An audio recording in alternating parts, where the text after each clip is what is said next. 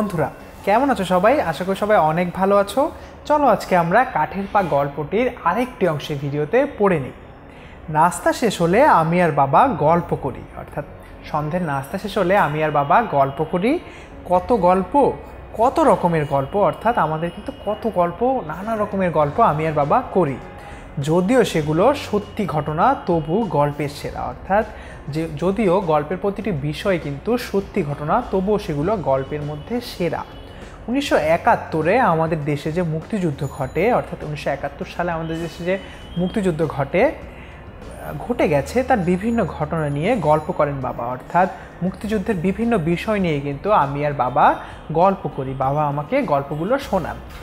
বাবা বলেন, এই দেশের শহরে, গ্রামে, মাঠে ঘাটে, খালে বিলে, নদীতে হাওড়ে, পাহাড়ে জলাভূমিতে ঘটে গেছে মুক্তিযোদ্ধাদের হাজারো রকমের অপারেশন, অর্থাৎ এদেশ জুড়ে কিন্তু মুক্তিযোদ্ধাদের যে হাজারো রকমের অপারেশন ঘটে গেছেন, বাবা কিন্তু আমাকে সে গল্পগুলোই শোনান, যা ইতিহাস হয়ে আছে। অর্থাৎ এই গল্পগুলোই কিন্তু আমাদের ইতিহাস হয়ে আছে, ইতিহাসের একটি অংশ হয়ে আছে। আমার ইচ্ছে আমি আরেকটু বড় হয়ে এই ইতিহাস পড়ব, অর্থাৎ আমার খুব ইচ্ছে আমি যখন আরেকটু বড় হব তখন আমি মুক্তিযুদ্ধের সকল ইতিহাস পড়ব। রাতের বেলা বাবা এক ঘরে ঘুমন, আমি অন্য ঘরে, অর্থাৎ রাতের বেলা কিন্তু আমরা দুজন দু ঘরে ঘুমাই।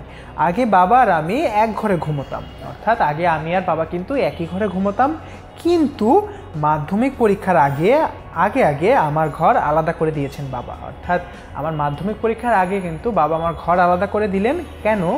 অর্থাৎ কারণ যাতে আমি অনেক রাত জেগে লেখাপড়া করতে পারি, অর্থাৎ যেন আমি অনেক রাত জেগে লেখাপড়া করতে পারি, সেজন্য কিন্তু বাবা আমার ঘর আলাদা করে দিয়েছেন এসএসসি কিংবা মাধ্যমিক পরীক্ষার আগে।